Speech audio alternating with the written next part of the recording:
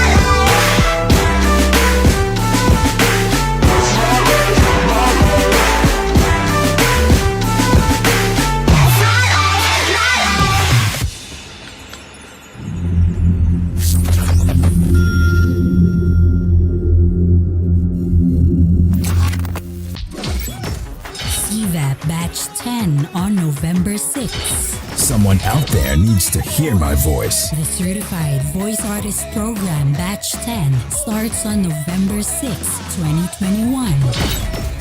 It will run for 4 consecutive Saturdays from 9 a.m. to 4 p.m. and an additional Saturday will be allotted for the virtual graduation. I am a CVA, Certified Voice Artist. Learn more beyond the art of voice acting through the program. Held by the voice master Pocholo de Leon Gonzales and other CVAP graduates who are now thriving in the industry. CVAP is 50% off. From 10,000 pesos, the workshop is now priced at 5,000. The workshop is purely held online via Zoom. Scholarships are also available. Visit www.certifiedvoiceartist.com to learn more about CVAP and to register. Because I believe that someone out there needs to hear my voice.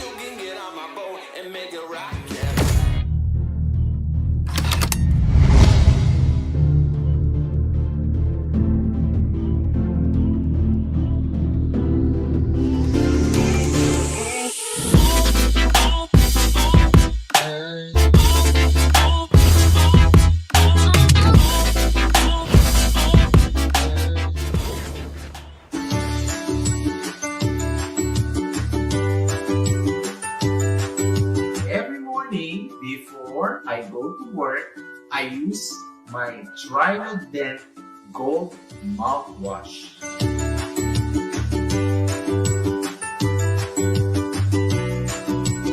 Ginagamit ko to kasi mabisang pagpusa ng unang bacteria. Subukan ninyo.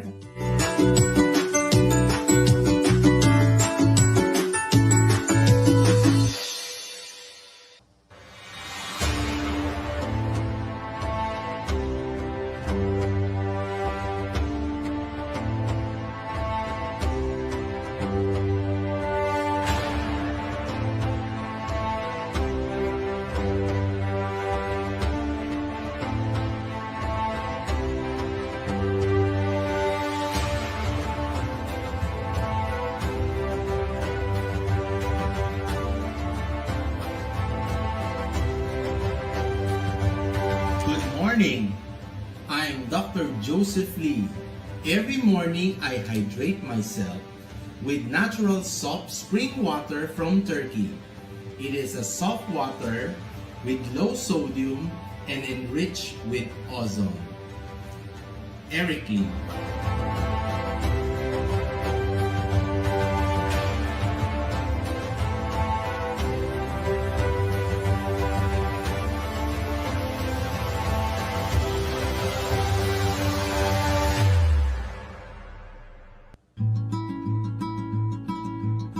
I love my coffee.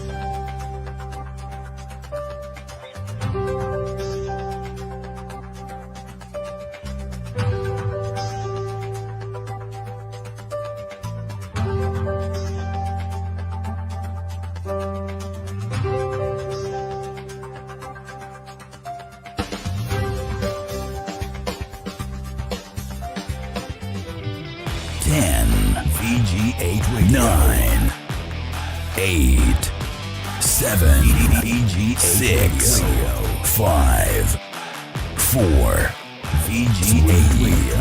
2, 1. VG8 Radio. The voices of greatness. This is the Sunday Health Show. Powered by VG8 Radio.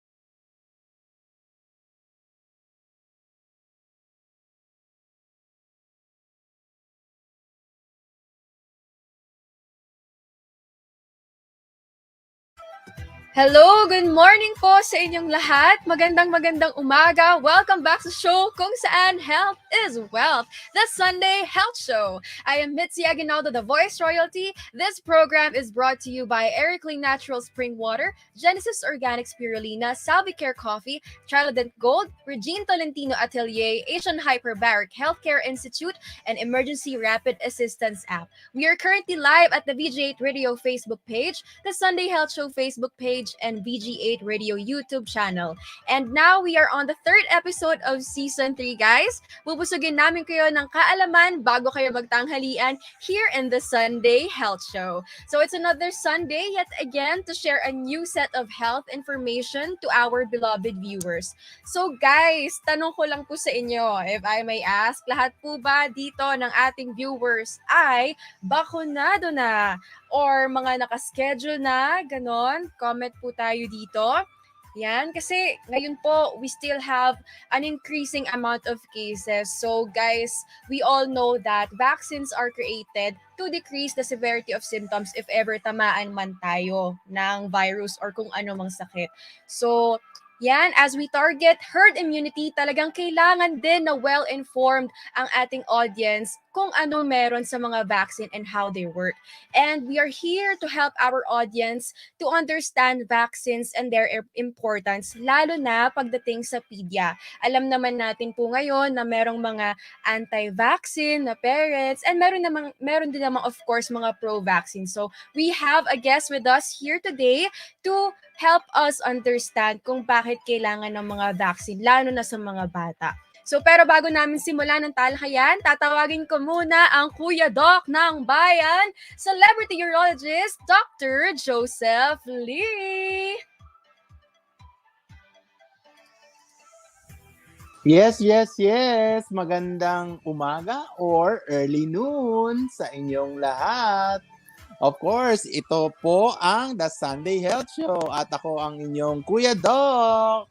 Siyempre, katok-katok umaga, kailangan gising na because we are here to entertain you with health news and ang ating resource person ay pag-uusapan natin ang patungkol sa mga pediatric children with regards to vaccination. Yes.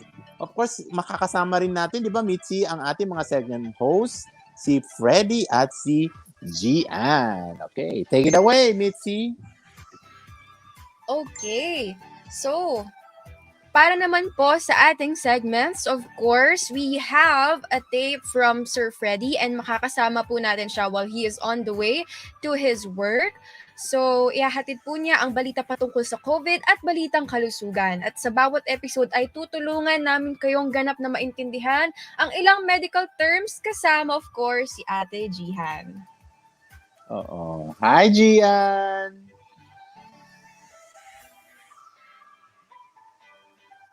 Naka-mute po ata, Ate Jihan. Sorry, Okay. Good morning everyone. Ako po si Jihan at ako po ang magbabahagi ng ating midterm today kung saan pabaon ng Sunday Health Show ang usual medical terms na madalas binabanggit ng ating mga doktor sa kanilang pasyente. At sa ngalan ni CJ, ito pa rin po ang inyong lingkod.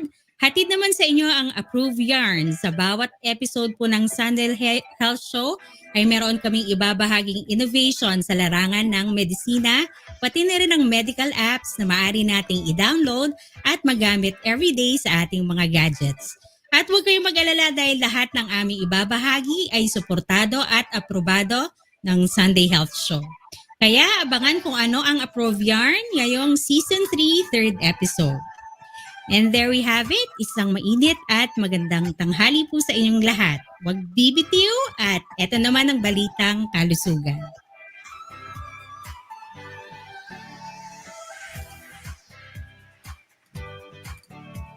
Pagpalang araw po sa inyong lahat mula sa disyerto ng Kuwait. Ito si Mellow Voice para sa ating balitang pangkalusugan. Sa Amerika, Central Disease Control umaasang bababa na ang kaso ng COVID-19. Ang mga sanhi ng kamatayan at ang pagka-ospital na dulot ng COVID-19 ay inaasahang bababa na sa susunod na 4 na linggo. Ito ay ayon sa mga forecast mula sa US Centers for Disease Control and Prevention na inilathala noong Miyerkules. Ang pinakauling forecast ay inaasahang 740,000 hanggang 762,000 ang inuulat at napipisil na masasawi lamang hanggang ika-6 ng Nobyembre. Ito ay ikatlong pagkakasunod-sunod na linggo na tinutukan bilang isang proyekto at bagong inaasahang prediksyon ng mga masasawi sa komplikasyon. Ang pinakabagong forecast ay inaasahan ding mula 500 hanggang 10,000 at 100 ang bagong makukumpirma na COVID-19 na nasa prediksyon hanggang ika-5 ng Nobyembre, isang pang-5 linggo na tuloy-tuloy sa pagtatala ng kanilang bilang. Noong ika-12 na Oktubre, mayroong kabuuang 64,332 tao ang naospital sa COVID-19 ayon sa US Health Bureau. Ang mga bilang ng mga bagong kaso sa mga bata ay may 148,222 kaso na inulat sa katapusan ng linggo noong ika-7 ng Oktubre ayon sa ulat mula sa American Academy of Pediatrics na inilathala noong Lunes. Ang mga bata ay kumakatawan sa halos isang ka-4 ng linggo ang inuulat na kaso ng COVID-19. Sa pambansang bilang ng COVID-19 ng mga ospital at nasasawi ay bumaba na ayon sa Johns Hopkins University.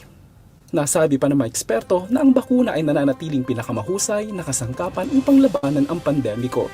35 estado na ang may ganap na bakuna na higit sa kalahati ng kanilang mga residente, habang 5 estado naman ang bumubuo tulad ng Vermont, Connecticut, Rhode Island, Maine at Massachusetts ay may ganap ng bakuna sa higit sa 2/3 ayon sa tala mula sa US Centers for Disease Control and Prevention. Samantala, Ministro ng Kalusugan sa Kuwait nagdeklara ng pagbabalik normal. Ang buhay sa Kuwait ay bumalik na sa normal at lahat ng lugar ay muling binuksan para sa mga normal na operasyon. Sinabi ito ng Ministro ng Kalusugan na si Sheikh Dr. Basil Al-Sabah. Sinabi niya kahapon na ang pagdaragdag pa rin sa pag-iingat sa kalusugan ay dapat pa rin obserbahan. Sinabi ng Ministro na ang Kuwait ay kabilang sa ilang bansa kung saan ang buhay ay bumalik na sa normal. Sinabi rin niya na ang mga bakuna ay isinasagawa sa pinakamahusay na paraan at sa pagbigay ng sapat na kadahilanan at pagdaragdag pa rin ng kamalayan sa kalusugan ay dapat patuloy pa rin sundin sa mga paaralan, sa mga mall at mosque. Gayunpaman, sinabi ng ministro na maaring may paghigpit para sa ilang aktibidad, ngunit ang mga paghigpit na ito ay mas magaan kaysa dati. Ang mga otoridad ng kalusugan sa bansa ay nagsabi ng mahigit 7% na ng populasyon ang nabakunahan, lalo na ang mga matatanda, sakiting pasyente at mga kawani ng medikal. Sinabi rin ni Sheikh Basil na hinihintay ng bansa simulan ang pagpapabakuna sa mga batang may edad na 5 hanggang 12. Ang sitwasyon ng kalusugan sa Kuwait ay sadyang pinabuti kasama ang mga bansa na nag-uulat sa ilalim na 100 bagong kaso ng coronavirus para sa huling 24 na araw. Kabilang na mas mababa sa 50 bagong kaso para sa nakaraang 7 araw. Ang bilang ng pasyente sa mga ospital ay bumaba na sa 50 kaso kada araw, kabilang na ang 10 mula sa intensive care unit. At sa balitang lokal naman, masigasig na pagtakbo sa virtual na karera ngayong pandemya. Bago dumating ang COVID-19, tuwing katapusan ng linggo ay tumatakbo sa mga kalye at kahit sa kasukalan ang mga manlalaro. Masigasig ang lahat sa ehersisyo mula sa pambatang karera, mga marathon at pagtakbo hanggang 100 kilometro. Gayunpaman, dahil sa pandemiko, nabawasan ito. Karamihan ay nakipagtagisan na ngayon ng bilis sa mga virtual na edisyon kung ang mga dumalo ay tumakbo sa kanilang sariling bilis, talabas o gamit ang treadmills. Isinumite ang rehistradong distansyang binaybay sa pagtakbo at ito'y ine-upload, lalo na ang oras upang makakuha ng sertipiko at medalya. Ang Japan ay kinakailangang i-reset ang 2021 Tokyo Marathon mula ika-17 ng Oktubre ng kasalukuyang taon hanggang ika-6 ng Marso 2022 habang ang kabiserang lungsod ay nasa ilalim pa rin ng estado ng emergency. Idinaos ng Berlin Marathon noong ika-26 ng Setyembre at sa London naman ay noong ika-3 ng Oktubre.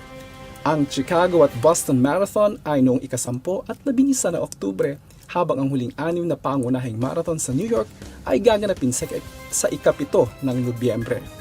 Noong nakarang taon, kinansela ng Boston, Berlin, Chicago at New York Marathon dahil sa pandemiko habang ang Tokyo at London ay nagdaos ng mga kaganapan para sa mga piling mananakbo lamang.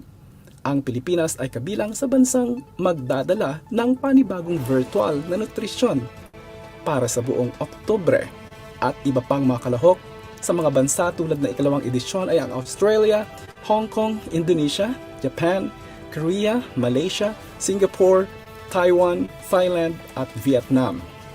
Sinabi ni Raha Gupalan, isang Senior Director at Sub-Regional General Manager ng Herbalife Nutrition Philippines, ang virtual na pagtakbo para sa ikabubuti ng kalusugan at paghihikayat sa mga komunidad na suportahan ang isa't isa sa kanilang malusog na paglalakbay.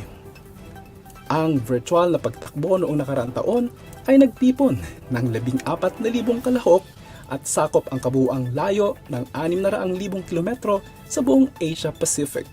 Ang panahon ng pagpaparehistro sa taong ito ay noong ika-15 ng Oktubre.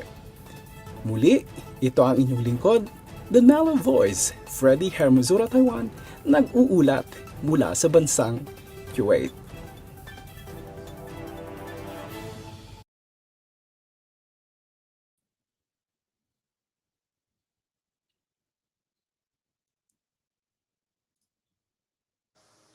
Yan. Good morning! Good morning again. Yan. Salamat, Freddy. Yan. Okay. Good morning. Thank you, Kuya Ayan. Freddy.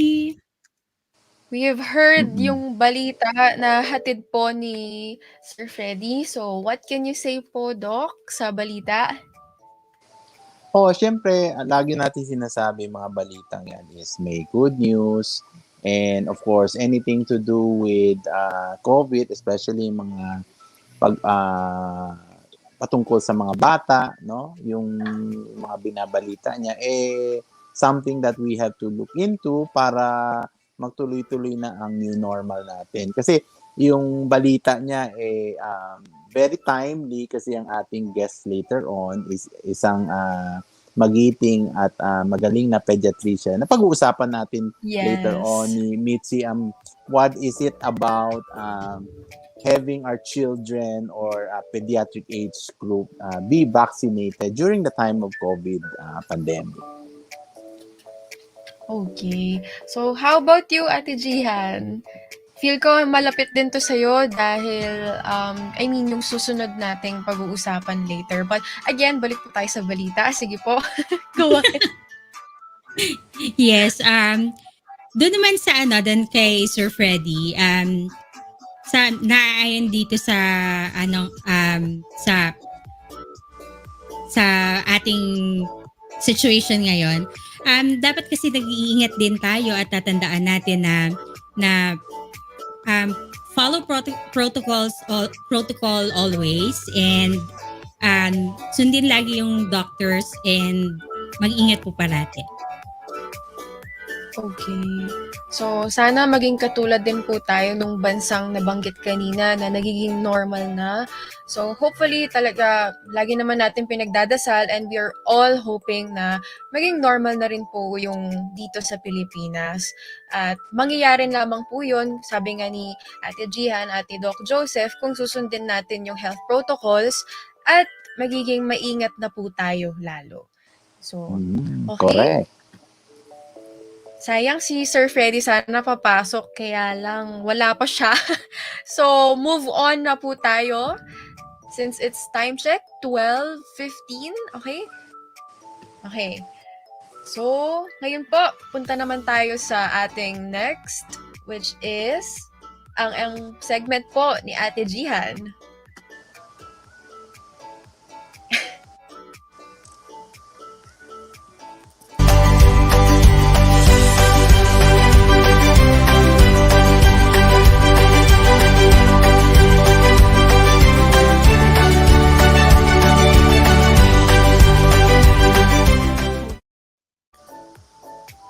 Good morning! It's time po para sa word for the day, and the word for the day is pharmacology. Ito ay ang branch ng medicine tungkol sa interaksyon ng mga gamot sa systems and processes ng mga living things at mga mekanismo kung paano umaaksyon ang mga gamot sa ating mga katawan, maging ang therapeutic at iba pang mga gamit nito. So ayan mga health buddies, ang mga gamot na nating iniinom ay may kanya-kanyang purpose at may sariling sukat depende sa paggagamitan nito. Marami po sa atin nagse-self-medicate lalo na sa antibiotics, pero maling-mali po ito sapagkat kinakailangan po na ang doktor mismo ang mag-a-assess at magbibigay ng karampatang dosage at klase ng gamot depende po sa kondisyon ng katawan natin. So tandaan lamang po natin na ugaling kumonsulta sa doktor at parati pong sundin sila. And now, proceed naman tayo sa ating medical app of the day. Alright? Our medical app of the day is Health. Ito ay ginawa para matulungan tayong ma-organize ang important health information nang may access sa ating apps. Maaring i-track dito ang ating paggalaw, exercise, heart rate, sleep, menstrual cycle, lab results, gamit ang sistemang angkop sa mga gamit ng mga profesional. Ang mga impormasyon natin dito sa app ay maaari nating i-share sa ating mga mahal sa buhay. Ayan, so ngayon ay high-tech na po talaga dahil sa paggamit ng health app at natatrack na rin po natin ang basic readings ng ating katawan. Malaking tulong ito lalo na kapag halimbawang pumunta tayo sa hospital at tanungin tayo ng sa ating health history. Pag nasa app, may easy access agad para maganda ang komunikasyon ng ating mga sa ating mga health professional. Kwentong kalsugan naman na susunod after this.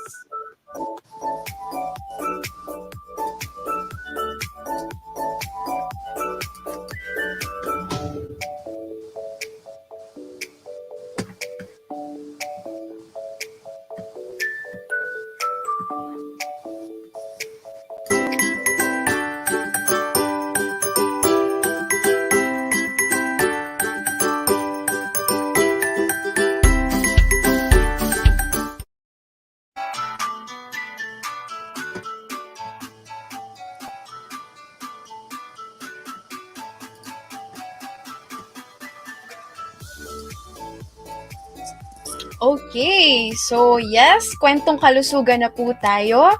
So much for that. Let us not make this any longer. I'm so excited. Kanina pa gustong pag-usapan na to. So tawagin na natin ang ating guest on screen. She is a doctor of medicine. Ayan. She's a doctor of medicine from the University of Santo Tomas Faculty of Medicine and Surgery with specialty training in pediatrics at the Capital Medical Center, where she is also a visiting consultant alongside the medical city. She is also a diplomat of the Philippine Pediatric Society and an active consultant of the Diliman Doctors Hospital. She is a member of the Asian Society of Pediatric Research, a health communications professional, medical editor, and writer, and also a digital content creator. So once again, let us now welcome Dr. Katrina Florcruz-Dacanay.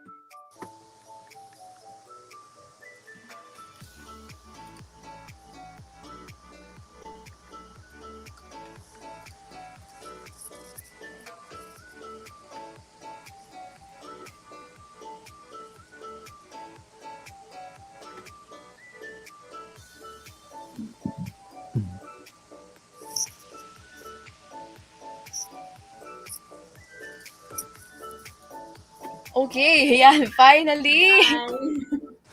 Yes, good morning po. Good afternoon na ho pala, Doc Kat. So before we start, bati po muna tayo, Doc. Ay, good afternoon sa lahat po ng mga mommies at mga daddies watching right now. So sana samahan nyo kami ngayong tanghali habang kayo ay nanananghalian.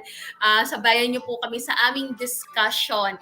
This is going to be very interesting and I would like to thank the Sunday Health Show, of course, for inviting me because this is a very relevant topic right now. Especially sa mga families with children. So thank you so much for the invitation and let's discuss and let's learn together today. Siyempre, 'di ba, Mitzi, tayo magpapasalamat sa ating inimbitahan pediatrician, no. He's not only a very known pediatrician pero ano rin siya, nasa social media rin 'yan, no. Yes. So, very interesting at alam mo ang kanyang kasi pag iniimbitahan to, marami nag-iimbita dito kaya kailangan ni-reserve na nating invitation dito kaya beforehand, no. At tama nga sinabi ni Kat, no. This is very relevant and very interesting and I think ang ating viewers, Mitzi, ay makakapulot ng mga education, hindi lang education patungkol sa vaccine, pero lalo na yung mga nag-aagam-agam kung dapat nilang bakunahan ang kanilang mga anak, di ba? Or wag na lang, di ba? Just take it as stride, no? So tatanong natin sa ating guest na eksperto na si Dr. Katrina. Okay. Yes. Okay. So Doc Joseph, sino ba po na sa atin ngayon? Ikaw, gusto mo by age o gusto mo ako muna? Ako muna. O sige. Siyempre, tanong natin kay Kat, no? Kasi I think the government has already approved of vaccinations of children 12 years old and above, no? You have to correct me if I'm wrong, no? Okay. Now, especially with those with comorbidity, okay? Now, as a personal physician and pediatrician, how is your take on this? Kasi kahit na yung mga times na yung mga health frontliners na gusto bakuna, tapos yung ating mga lay individuals, tayo mga adults, no? Di ba, kalahati ang pananaw natin, no? Like for you, what is your take on children being vaccinated on this group? Kailangan bang pataasin ng age group or tama lang na 12 and above? Actually, Doc Joseph and Mitzi, no? So, yung vaccine for COVID-19, it's been approved for children aged 12 to 17 years old, at least for for the Philippines, no? Yun yung palang yung age group na na-approve siya. Ako kasi, since I'm a pediatrician and I've seen a lot of illnesses, even before COVID-19, na naiwasan at na-prevent natin through vaccination. And that is why for me, as long as there is a good vaccine na naaral of its safety and efficacy, then I would recommend it to my patients. Now, tandaan natin yung COVID-19 kasi generally, no, adolescents, yung mga teenagers and for kids, mild lang talaga siya usually compared to adults. Pero, pwede rin kasing magkaroon pa rin ng severe diseases and deaths even in children. So, it doesn't mean na totally wala na siya sa mga bata. And siguro, as an estimate, a little around 10 or 11%, I think, ang pediatric cases for COVID-19. And there are also documented deaths for those belonging to below 4 years old and between yung sa teenage years. And nakita din nila na those children who were affected by COVID-19 had comorbidities. So ano ibig sabihin ng comorbidities? Meron na silang mga existing health conditions that could probably be one of the causes why their health is also maybe not as good as those without comorbidity. So that is the reason why dito sa first rollout ng vaccine, ang inuna po talaga nila would be yung pediatric age group 12 to 17 years old na may mga comorbidities. Yun. So, yung ano ko doon, yung take ko dyan pagdating sa pagbibigay ng vaccine. Oo. Sundot lang ako, no, Kat, before I Oo. give the questioning to Mitzi. Would the level or the brand of vaccine be the same as what has been rolled out with the adults, diba? You know the different brands that we have, no? Yes. Or there is more specific brand that will be given to our pediatric age group. Yes, actually sa ngayon, Doc, ang approved for the age 12 to 17 years old in the Philippines ay yung dalawa lang, Pfizer at saka yung Moderna. So, yun pa lang yung dalawang brands natin. All the other brands are not yet approved for this age group. Ayan, okay. Para maintindihan ng ating mga viewers, Yes. 'di ba? Kasi mamaya, 'di ba, Doc Kat, may ibang nag-alok ng ibang brand na hindi approved, maituro, Oo. tapos magkaroon ng komplikasyon, tapos Yes.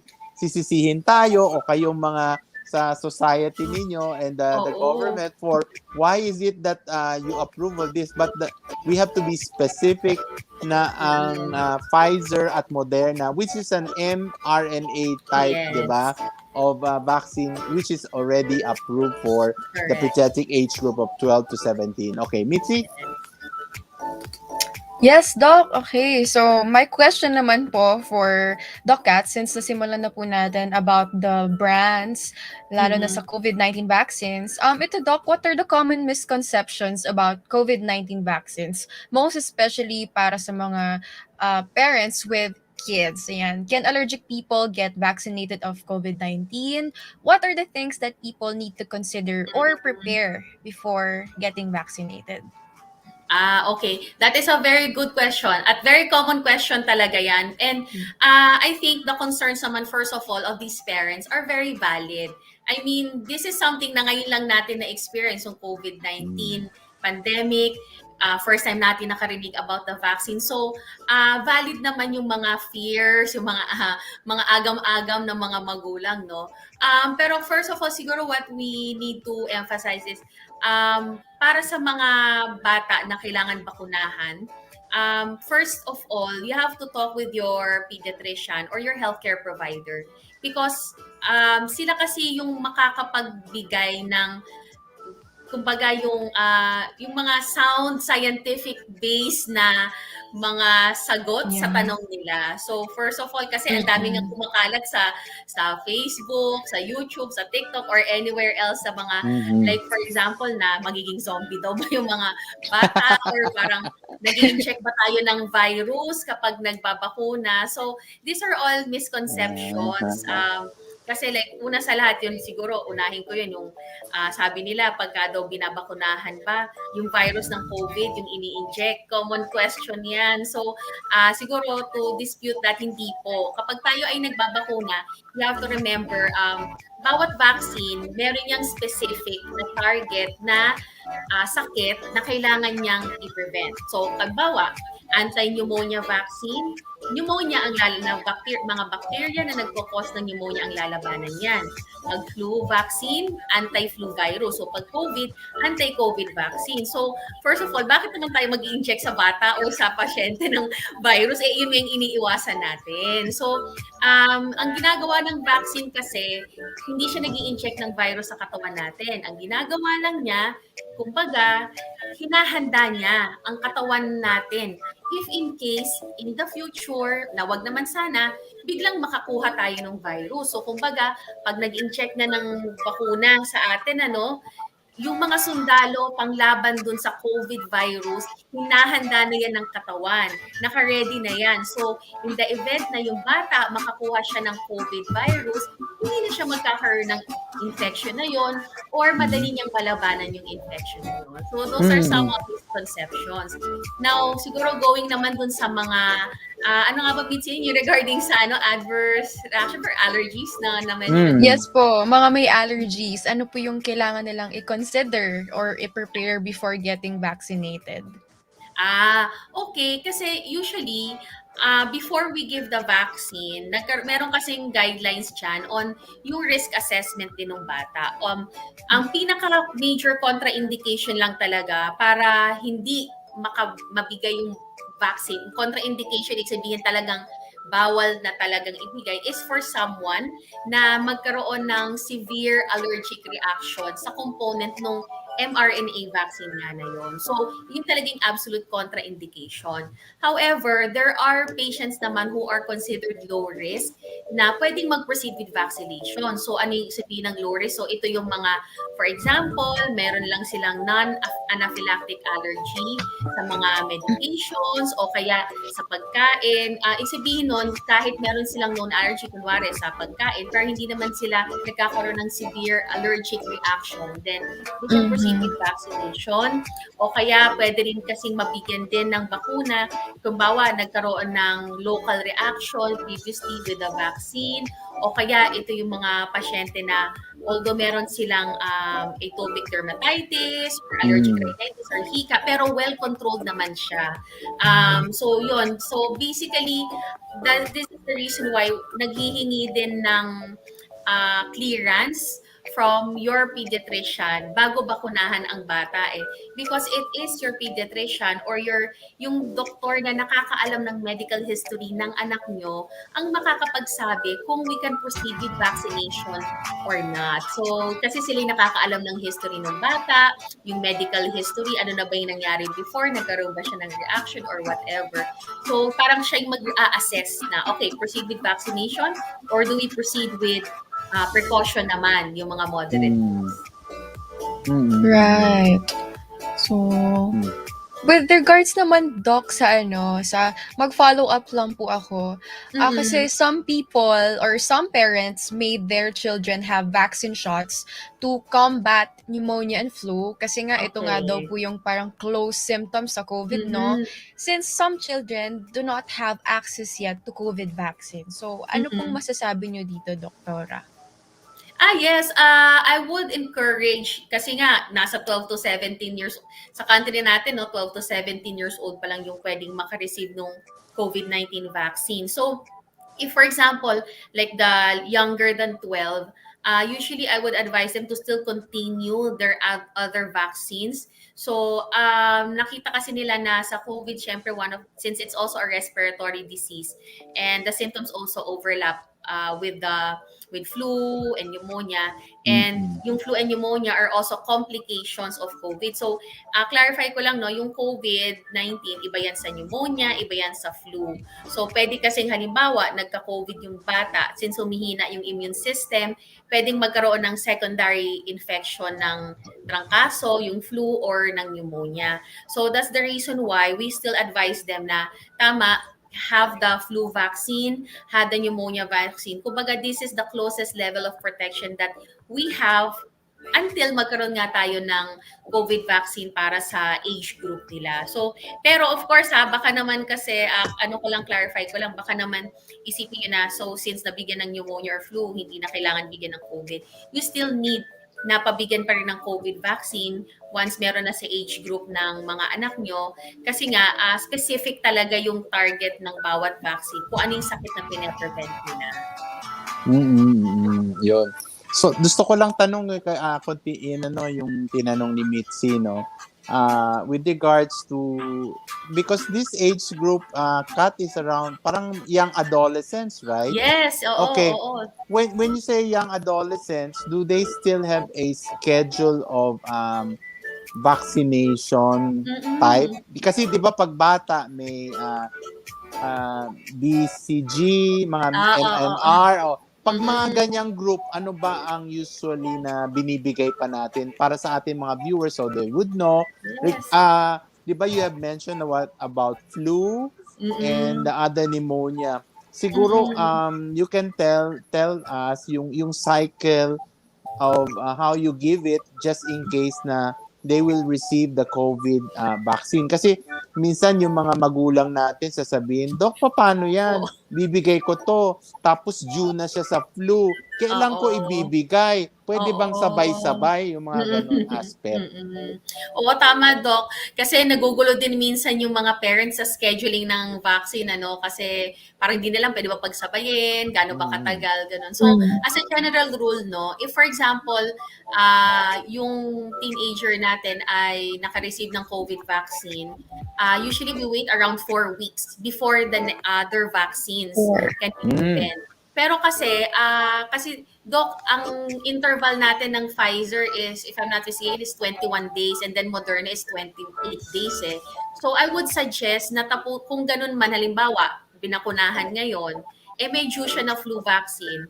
I would suggest na tapusin muna yung second dose nung Pfizer or nung may Moderna vaccine. And then after ng second dose, you wait for another 4 weeks before you have the next vaccine given. And ang ganda ng raise na point ni Doc Joseph na ang misconception din kasi natin ang bakuna pang babies lang, ano?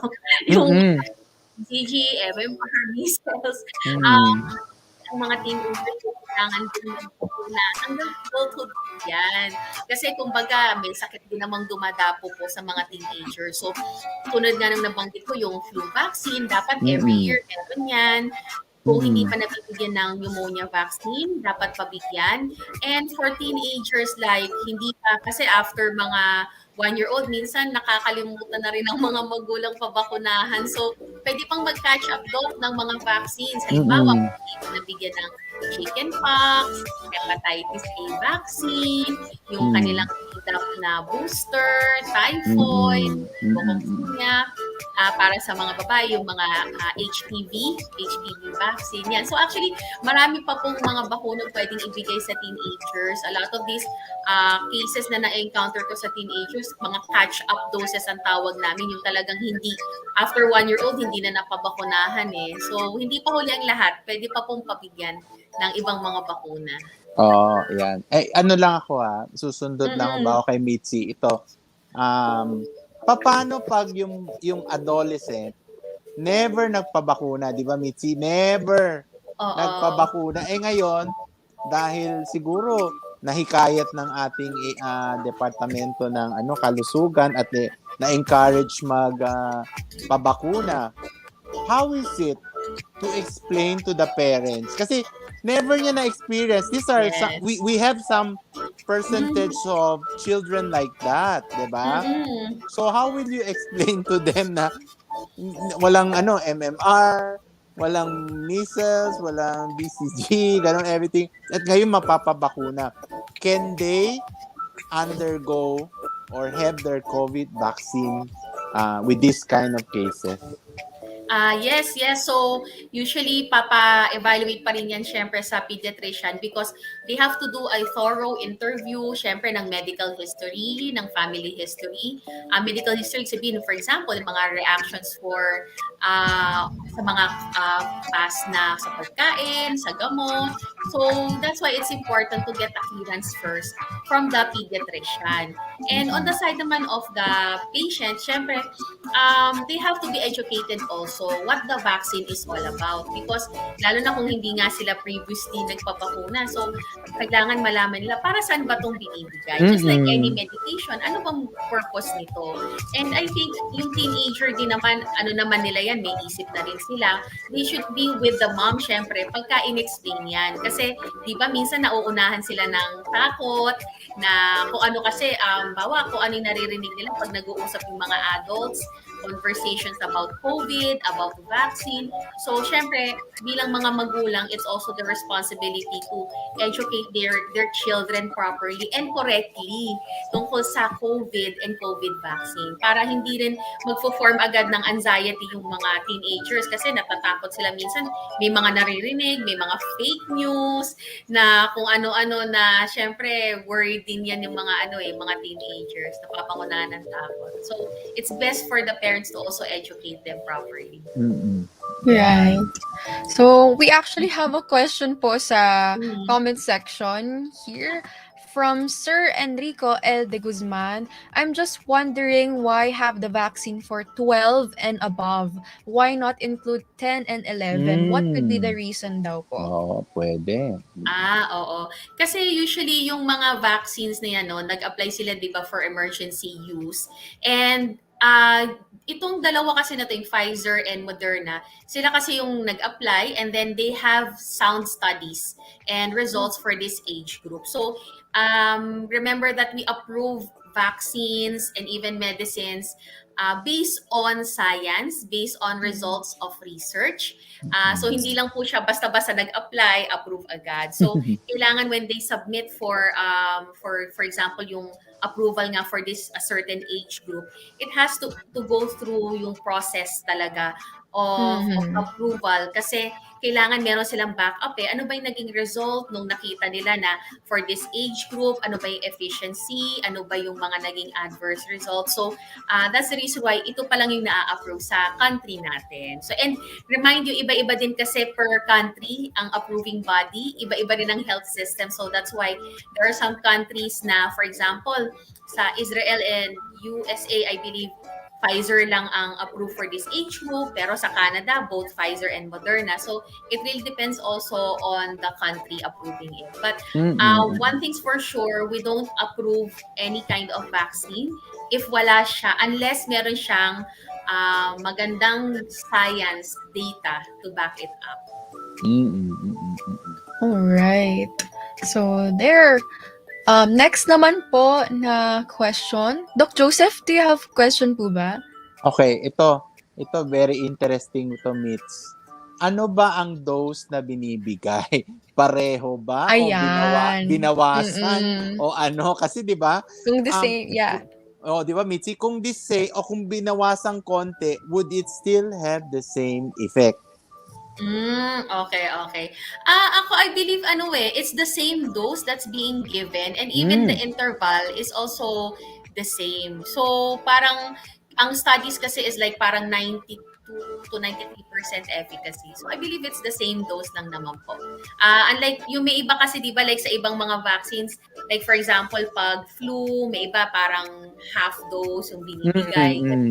Pero a lot of the vaccines naman din po kasi, or for example, like hepatitis B, iba yung dose, di ba, pag adult. Pero I believe for this one, it's the same po that was given. That's being given. Alright. Ayan, Okay. So, ano naman po ang tips, Doc, na you can share sa ating audience na may mga kids na umiiyak naman kapag alam nilang mai-inject na sila.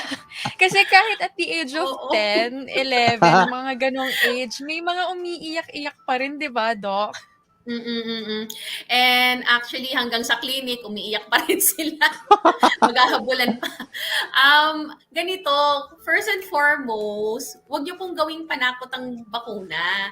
Kasi may mga parents po, sabihin, ayun si Doc. Di ba? O kaya, injectionan ka. O di ba? Tapos, huhuling ka pa ng guard. Di ba? Mga nagiging parang, more of fear tuloy. So, yung kids, parang na-associate niya bakuna, takot, tusok, sakit, parang gano'n. So, magiging negative yung parang napupunta sa isip ng bata about vaccination. Okay? So, first and foremost, huwag niyo pong gamiting panakot ang bakuna na, pag di ka sumunod, injectionan ka ni Doc, di ba? Ganun usually. Yes, oo. So, iwasan po natin. Let's make it, medyo positive natin. Siyempre, first and foremost, may conditioning muna. Usually, syempre pag bata kasi, parang for them, tusok is means sakit. But, let's not underestimate the level of understanding of our kids. As long as we talk to them in a level level that they understand. So, if for Yeah. example, the child, sige, I'm talking to all age groups na siguro. So, if for example, kung teenager man yan or bata, first of all, you have to tell them what is going to happen. We're Yeah. giving this because you Mhm. might, because people are getting sick. And one of the ways for you to get sick is, yun nga, we need to have some soldiers in your body to prepare them in case you get the germs. And then we do this. There has to be an injection, but it's very quick. And don't conceal. Huwag yung i-conceal na hindi naman masakit. Kasi masakit talaga siya. So, pagka sinabi yung hindi masakit, tapos in-injectionan, masakit, di nawala pa yung trust ng bata.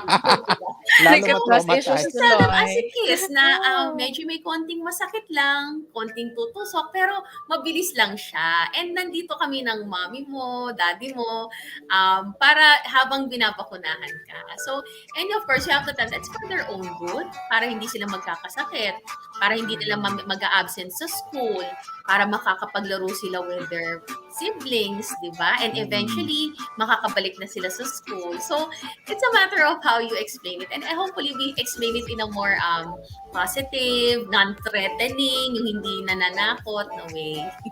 Right. How So- do you, sorry. So, how do you, Okay, Doc. how do you go about those parents who doesn't want their children to be vaccinated? Di ba?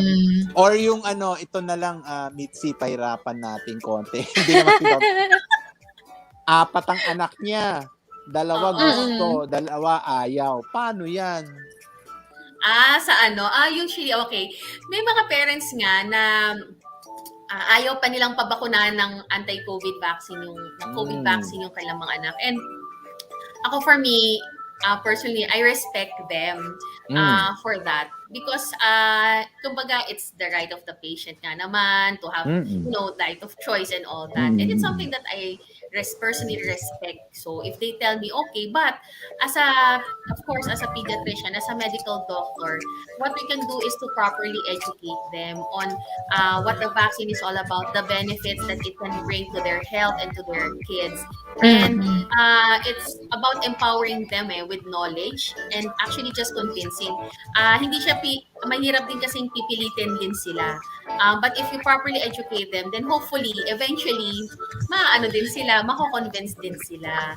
As long as you present them naman with the facts. Pero yun nga, medyo, Doc Joseph, mahirap din kasi may ibang medyo sarado din yung isip. So yun yung medyo correct. mahirap na cases talaga So we can only do so much, but we have to, of course, let them know na because as healthcare providers, hindi naman tayo gagawa ng makakasakit sa mga pasyente natin. And if it's something that we recommend, it's because we love them and we want what's only best for them. Now, kung halimbawa, may cases na, yun nga, sabi mo, 4 ang anak, 2 ayaw, magpapakuna, and then yung 2 is gusto, then what you can do is just proceed muna with the 2 who wants to get vaccinated. And by the hopes na by modeling or yung behavior modeling, if they see that, kasi pwedeng natatakot, ano ba yung reason muna, bakit natatakot yung 2 ba?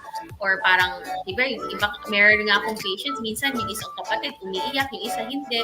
But because of modeling, eventually, na kikita naman nila na, okay naman pala si kuya. So, I guess, okay na din ako magpa-vaccine. And wala rin pilitan pagdating sa cases talaga na ganito. Ang hirap mahirap kasi pag pinilit. Yeah, when you use force, parang nagiging negative tuloy yung connotation. Traumatizing, no? And the whole experience. Yun. Okay. Mitzi? Okay. So, ito naman po, yung question ko po is para naman, Doc, sa mga nagkaroon ng COVID. Like, di po may mga families na yung buong household nagkaka-COVID. So, paano naman po yung sa mga bata? Di ba po, pwede na po yung mga yung age group kanina, mga 11, 12, if I'm not mistaken. Ayun. Ilang days po, Doc, after nila magka-COVID, pwede sila magpabakuna? Okay. Iba-iba kasi yung guidelines for that, but usually, you cannot definitely give the vaccine as long as may active disease pa yung pasyente. And yung sa guidelines kasi, di ba, you have to wait until the patient is asymptomatic and iba-iba talaga yan, 8, 14, 21 days. So, for me, as long as the patient is cleared, usually mga 1 month yan. Medyo matagal kasi ang recovery from COVID, no, Doc Opo. Joseph. So minsan weeks talaga siya. So usually, as long as the patient is cleared na to be vaccinated, kasi sabihin naka-recover na from the illness, walang complications na minomonitor, and you have the clearance from your doctor, then you can have the vaccine as long as hindi nga siya active disease. Okay. So, kailangan talaga nakapagpagaling na ng maayos at wala na po pala talaga ang COVID sa katawan. Yes. So, Doc, follow up pala doon, does that also work with other, sa iba pong mga sakit? Kailangan wala silang sakit before ma-injectionan din, like for yung mga hepatitis, mga ganyan. Oo. Yes. Actually, it also applies with other illnesses. So, if for example, yung pasyente ko nagkaroon ng, let's say, pneumonia, usually, tatapusin muna namin yung gamutan, yung antibiotics. We wait at least 2 to 4 weeks na naka-recover yung pasyente before we schedule for vaccination. So, it's the same also with other diseases. Okay. Ayan. Hindi, ako lang. Before we let you go, Kat, Yes. para sa audience natin, ano ang simple tips and advice mo? Lagi ako gusto yan. Parang tayo, di ba, Mitzi, when we always say, you have to follow health protocol. Yung mga gusto magpabakuna at nais magpabakuna na mga bata, bit-bit ng kanilang magulang, what are yung mga, let's say, tips mo for them, no? What to bring, what to prepare, yung mga ganyan, para at least malaman ng ating mga nanay na nanonood sa ating audience about their young adolescents to the vaccination side. Oo. Ako siguro, ang sasabihin ko, ang magang advice ko dyan, sige, first and foremost is arm yourself with proper knowledge.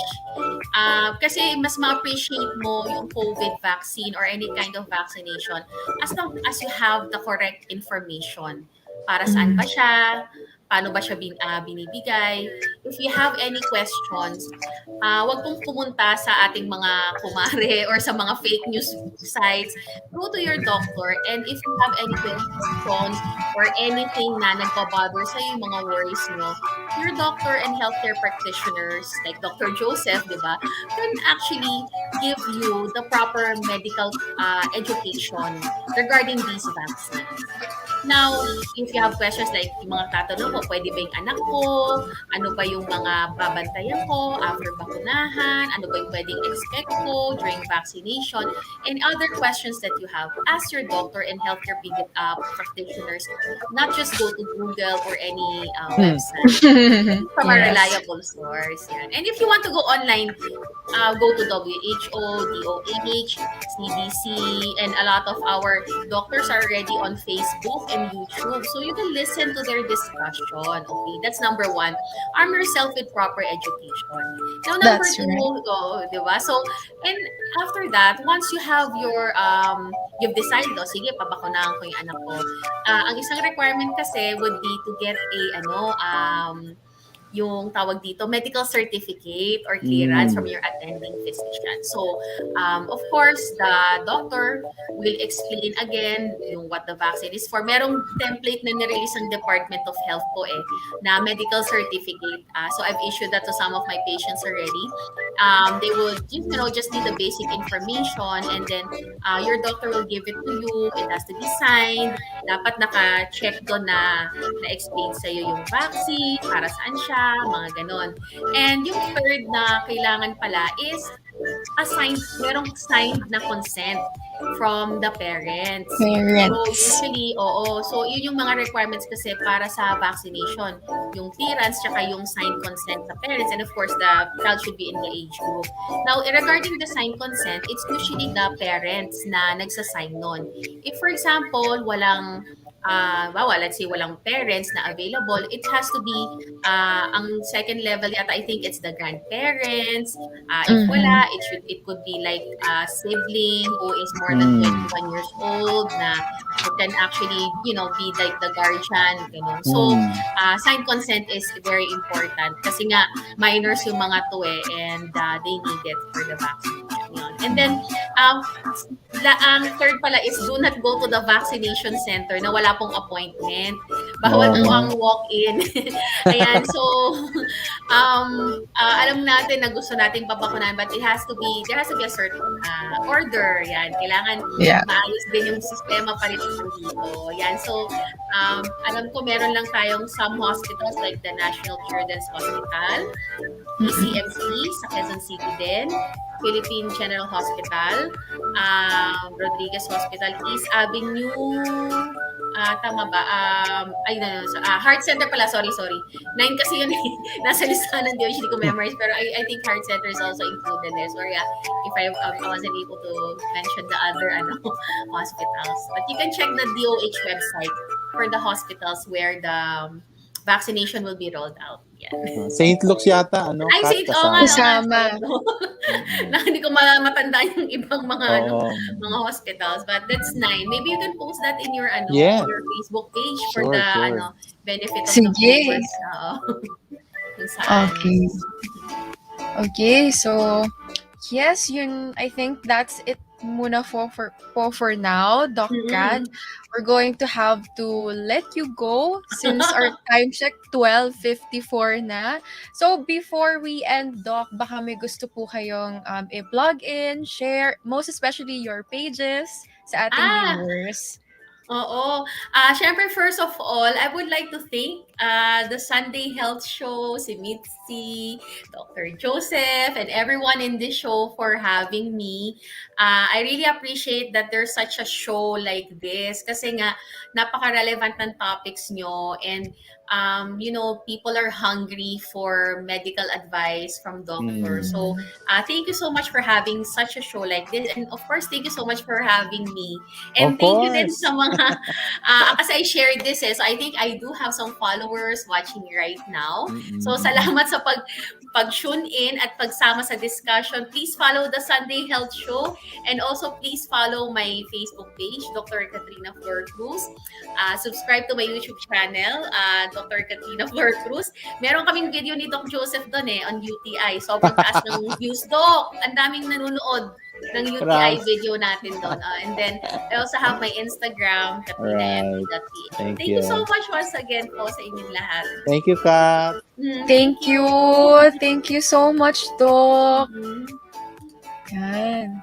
So, hey, next up guys, since tapos na po ang ating kwentong kalusugan, tayo busog na at siksik at liglig na ang ating kaalaman tungkol sa COVID vaccines patungkol sa pediatric age groups, punta naman po tayo sa What's Your Baon for Today?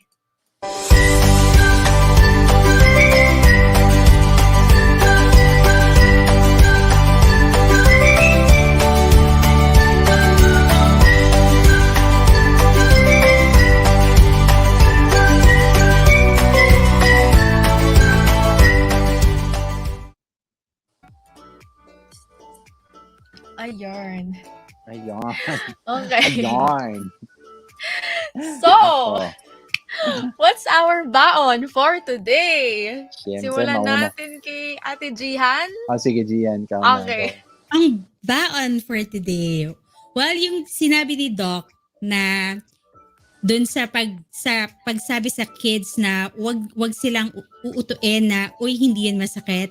It really works kasi ganun yung sinasabi ko sa mga kids ko. Parang sasabihin mo na sa kanila na it will hurt only for a while and it will help you also. So sila, pagka nagpapavaccine na, alam na nila kung anong mangyayari. Alam na nila kung ano i-expect nila so hindi na sila matatakot. And for the vaccine, medyo importante siya and you have to work with your pediatrician, lalo na sa mga kids, kung ano yung best sa kanila. So, huwag magpaturok na lang kung kani-kanino. So go to your doctor and It's safe pag sa doctor talaga, lalo na when it comes to kids. Right. So, next up, Ako? Ba't tumahimik ka? sige. Ako. Yes, Doc. The young- Ikaw na, Doc. Ikaw ang huli. Ikaw ang ikaw ang boss eh. Hindi. Ako kasi, ako lagi ko sinasabi, kagaya sinabi ni Dr. Kat, di ba? Zian, Mitzi.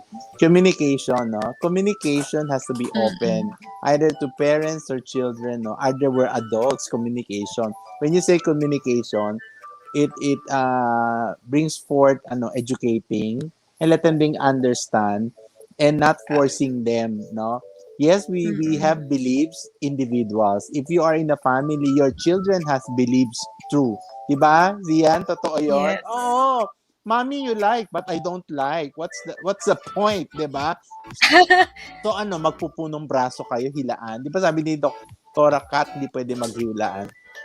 Yes. So it is best that you let them know the importance. Just in case your children is not yet prepared, I think you just don't push them, no? Siguro, Okay. constantly, mo pa rin sila, i-encourage. Siguro pwede mo sabihin, paano tayo? Nawala si Doc Joseph. Feel ko na dead bat. Doc, balik ka. We can't end without you. Can't live without you. Anyways, sige. While wala pa si Doc, I'll share my baon. So, it's a good thing, guys, na we have Doc Katrina earlier to share all about dun sa kung ano yung mga kailangang i-prepare, lalo na ng mga parents para dun sa mga bata na 11 to 12 yung age. So, maganda talaga na napag-usapan kasi syempre isa yan sa agam-agam ngayon, lalo na ngayon pa lang sisimulan na magturok sa mga kabataan. Yun. So, isa pang na-mention ni Doc is yung another good thing na nasabi niya is you will really know na safe yon kasi certified, hindi yon ibibigay unless hindi siya certified ng WHO at saka ng DOH. So, we just really have to trust them at saka talagang may evidence talaga before siya inilalabas yon. So, okay, andito na si Doc. Ayan. Yes, and andito din si Sir Freddy. Yes! Oy, andyan na! Dahil Okay, live yan pasok nangyayari, natin. dahil live. Oo, kaya napuputol.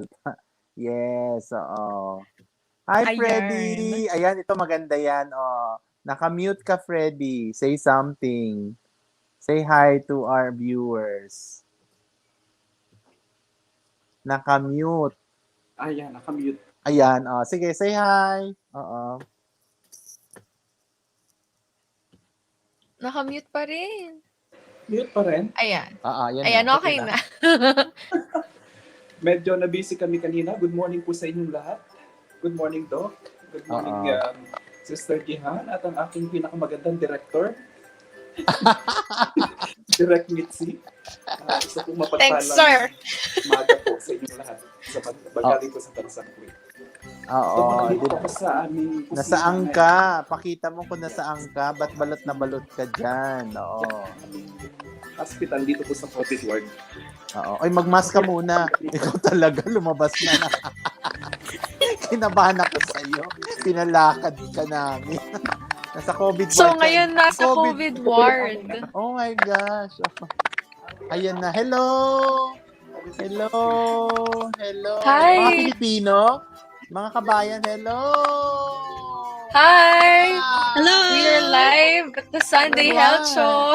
Sunday Health Show, hi! Hello!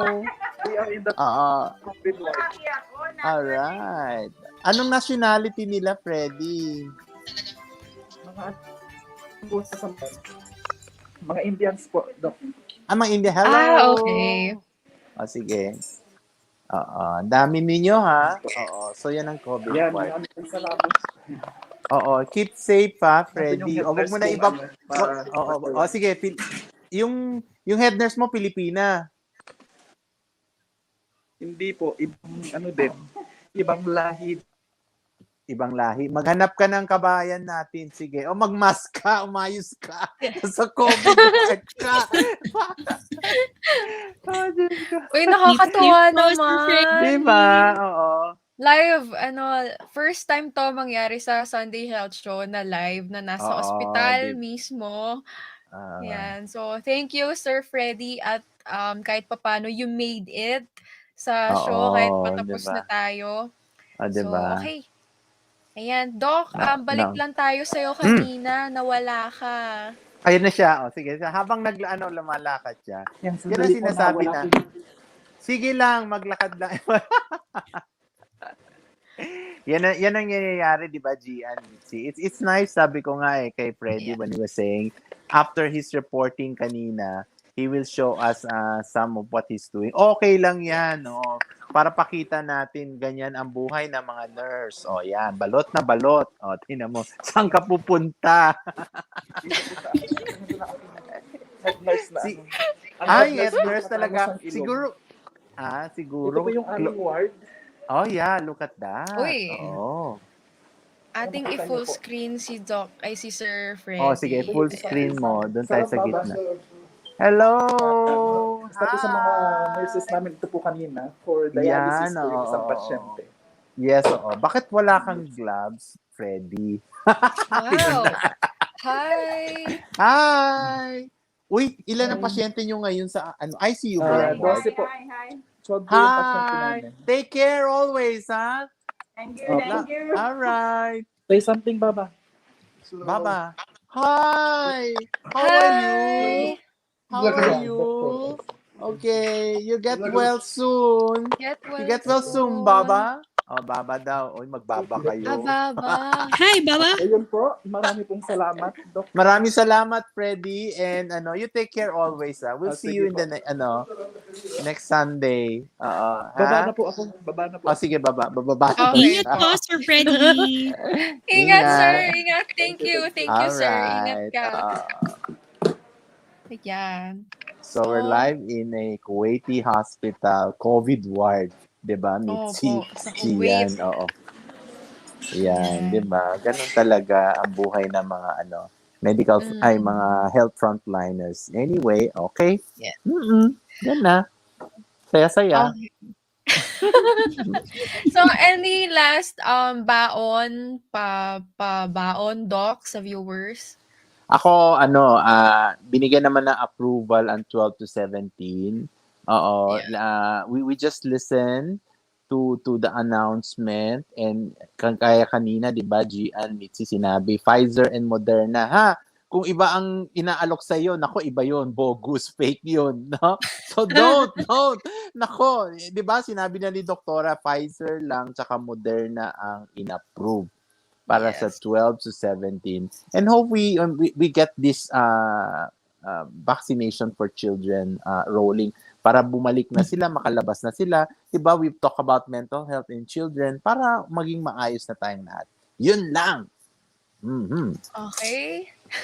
Ayan, it's really nice na marinig yung mga takeaways natin after sharing. Kasi kahit papaano yung viewers natin, nabibigyan din natin sila ng dagdag na kaalaman from our insights din po. Yan. So, this just shows how important it is na every day we still have to acknowledge na meron pa rin tayong matututunan kahit na marami tayong nalalaman. So, we need to live by them as well. So, ayan. Maraming salamat po mga ka-Sunday Health. Thank you so much for joining us again this Sunday. Dahil every other Sunday ang ating episodes po, makita-kita tayo ulit this October 31. Yes. Ayan, saktong before mag-Halloween, meron tayong episode. So, Halloween please costume tayo. join us. Yon. So, ayan, join us on October 31. And if you have any more questions about pediatrics or sa COVID vaccines for the pediatric age groups, comment nyo lang again dito sa replay namin at we will also try to answer them afterwards. So, yan. Again, every Sundays, plug-ins na po tayo ng madalian. Okay, simulan ko na. Ayan, thank you po. Ako po ulit si Mitzi Aguinaldo, naglilingkod. Ayan, maraming salamat po again sa aming sponsors. Lalo na, again, di ko makakalimutan ang Regine Tolentino Atelier for bringing our jacket and other dresses back to life. Ayan, and of course, next up, si Ate Jihan naman pala. Ayan, siya naman magbabanggit ng iba naming sponsors. Yes, bago po matapos ang lahat-lahat, binabati rin po namin ng maraming salamat ang aming sponsors. This program was brought to you by Erikli Natural Spring Water, Genesis Organic Spirulina, Salvicare Coffee, Trilodent Gold, Emergency Rapid Assistance App, and Asian Hyperbaric Healthcare Institute. Thank you for believing in our show. Yan. Oh my gosh, hindi Yun ko ang nakuha yun. Yun ang maganda yung ganun eh. Yung ganun eh. Anyway, ako, thank you for our followers. Doc, nawala po yung audio.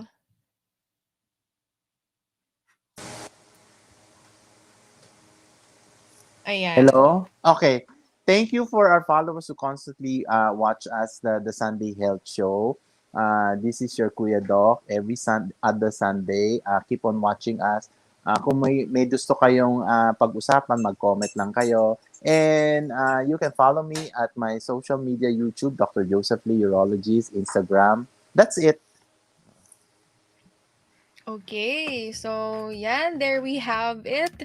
Parang hindi pala ako nag-plug in ng mga socials ko. Pero ayan lang po, search nyo na lang po if gusto nyo po maging updated. Yan lang, yung name ko. Alright. So, okay. This is it. So, wala na po ba tayong pahabol? Ayan, okay. Okay, wala na. So, thank you so much guys for tuning in. Ayan, so... Okay, hindi ko alam kung may lumalabas. Meron. Okay, wala po sa screen ko but okay, ayan. Sige.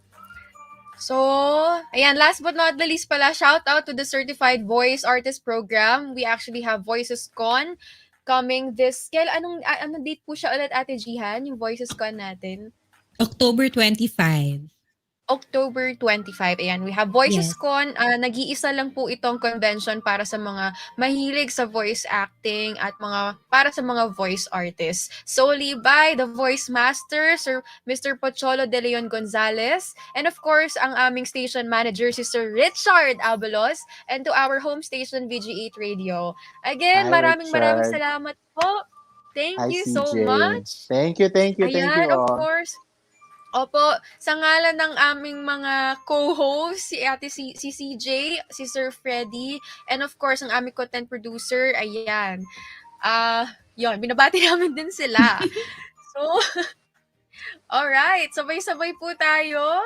And this is the Sunday, Sunday Health Health Show. Health Show. Keep Thank healthy. you. Thank you so much po. Keep safe, everyone.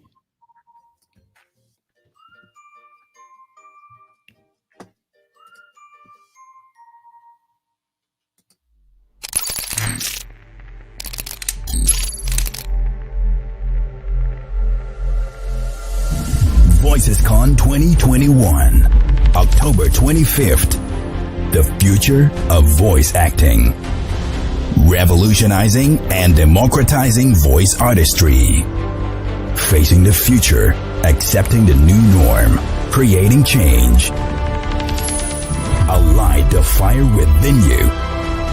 And use your voices to create a world where voices resound to the rhythm of freedom.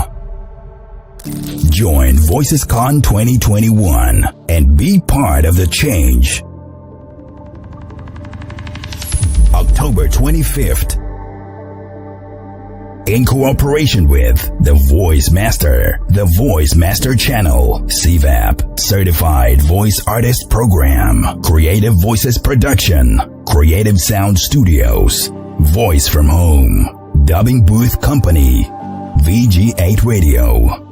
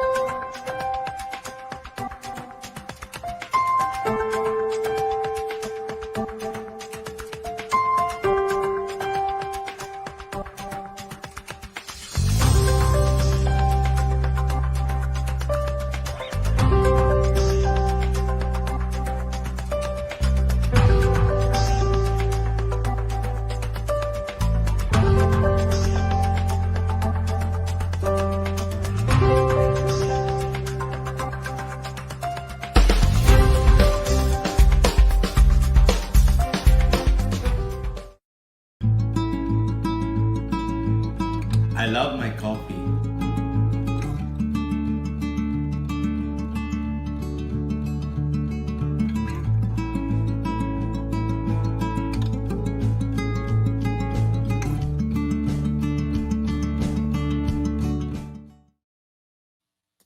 Gargle with Trilodent Gold Organic Mouthwash 30 seconds before brushing your teeth. Made from fast-active organic ingredients that help whitens your teeth, prevents gum disease, cavities, and refreshes breath. Trilodent Gold, raising oral health care standards naturally.